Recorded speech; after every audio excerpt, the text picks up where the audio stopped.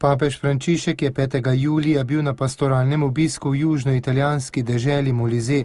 Bog se ni utrudil odpuščati, tako se je glasilo geslo njegovega potovanja, ki se je začelo zjutraj, ko je s helikopterjem odšel iz Vatikana.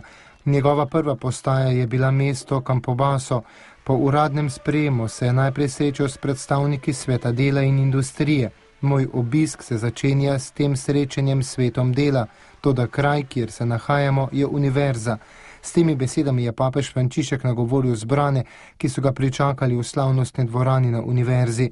Pojasnil je, da izbrani kraj izraža pomen raziskovanja in izobraževanja, tudi pri odgovarjanju na nova zapletena vprašanja, ki jih zastavlja aktualna ekonomska kriza na lokalni, nacionalni in mednarodni ravni. Papež je na začetku spomnil tudi, da je naš Bog, Bog presenečen in kot je pred njim dejal že rektor univerze, je tudi Bog, ki razbija vzorce. Če nimamo poguma, da bi razbijali vzorce, ne bomo šli nikoli naprej, kajti naš Bog nas spodbuja k temu, da bi bili ustvarjalni glede prihodnosti. Papež Frančišek je v nagovoru spomnil tudi na problem brezposelnosti.